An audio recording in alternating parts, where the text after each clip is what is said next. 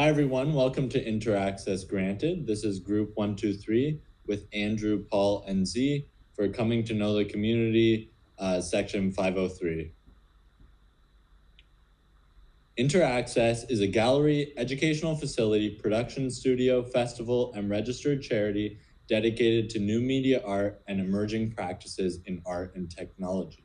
In other words, Interaccess is a place by artists, for artists, to produce, present, and develop their skills as artists.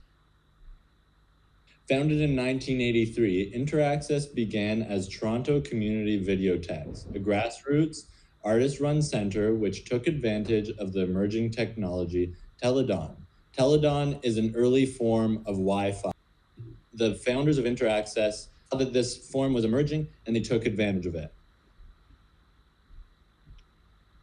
Just like then and now, Interaccess's mission was and is to expand the cultural significance of art and technology by fostering and supporting the full cycle of art and artistic practice. From our main findings, we came to surmise that people taking advantage of the products and services developed by Interaccess were in good socioeconomic standing. They all had access to higher education. They all had access to space and spare time, and they were mostly developers at tech companies like Unity, and therefore had the ability to spend many hours per week tinkering with electronic devices. So in terms of research that we conducted in order to get a feel of the current Interaccess climate and determine the community's need, we looked at social media engagement with Interaccess's Instagram content from current and prospective community members. We then broadened our search scope to include feelings voiced by the greater digital art community in online forums like Reddit and other virtual artistic spaces. Through this research, we found that on Interaccess's Instagram posts, much of the engagement came from folks who were interested in certain events or workshops, but were seeking virtual opportunities to participate. We ultimately didn't pursue this direction for our campaign, as Interaccess content that is available remotely is clearly advertised as such, and it was under the in-person events that we found many of these comments. And also, due to the constraints of our roles as advertisers, we couldn't promise an effort to, for example, make all future workshops accessible remotely. Through our broader research, though, we found that there was a general feeling of trepidation surrounding folks who are interested in getting started with digital art, but found themselves lost in the overwhelming technical requirements and oppressive jargon in what is a relatively new and innovative, though often learner-unfriendly and exclusive artistic medium. This is all in addition, of course, to the insight provided by our guest speaker, Belinda, who gave her firsthand assessment as a staff member of the client base that Interaccess currently serves, this being the folks in great economic standing, as Paul was talking about. So, taking into consideration all that has been said by Paul and Andrew, the challenges and the opportunities here are pretty clear. First, we want to work in terms of approachability. New tech can seem like a very cold industry, and especially for someone who hasn't had the chance to get acquainted with it.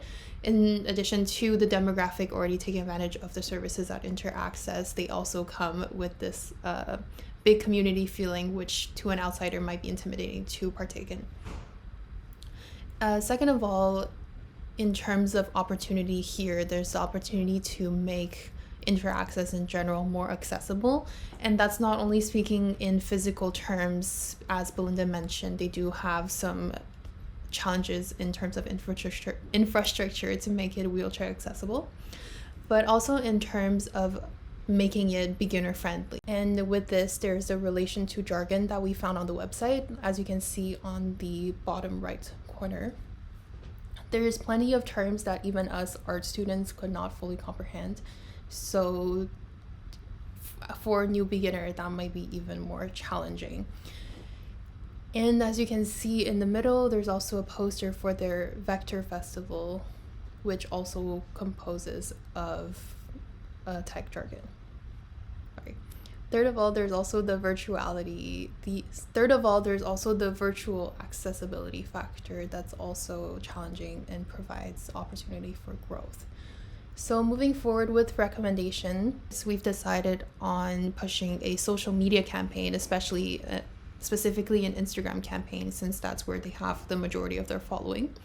And this campaign will aim to break down jargon, as you've seen in the previous slide, and emphasize beginner content. So what we really want to do here is emphasize and utilize the already existing services that are offered by Interaccess in order to not create more workload for the already limited staff. As Belinda, our speaker, had mentioned, they have over 33 workshops per year on new tech. So there's plenty of opportunities here, and to emphasize other aspects. So just some examples are their equity access, which provides pay what you can events for the disparity, to breach that disparity in financial barriers, and also open studios that happen every Wednesday. Obviously, these are not perfect. There is still some issues such as accessibility for the disabled community for the open studios, but it's a great way to proceed. I like that. So our intended outcome with the Interaccess Granted campaign is to reorient public awareness of Interaccess as a hub of local creativity and innovation, but with a renewed commitment to onboarding and educating beginner and inexperienced creatives. To do this, as you were saying, we decided to go to the audience on Instagram, which is a forum that the community has shown they are comfortable with and one that they have expressed their grievances on. So we aim to demystify the new media art landscape with an added highlight on the Interaccess Instagram page titled Glossary, and when opened, it would display a series of definitions for some of that aforementioned alienating vocabulary in terms that the layperson can understand, including photographic examples for each in the form of stories.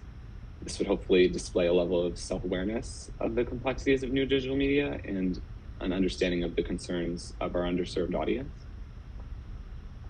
Another element of our campaign would be a sponsored Instagram carousel style post, which is a rework of some of Interaccess's past material calling for newcomer art submissions. This post would elaborate on the mission of Interaccess, providing a warmer welcome to the uninitiated, as well as highlight those free, pay what you can content available, as he was talking about. To newcomers who want to wet their toes in digital art, but with minimal financial risk, all with approachable vocabulary. So that is Interaccess. We wish we could have been there in person, but thank you so much for listening. Thanks.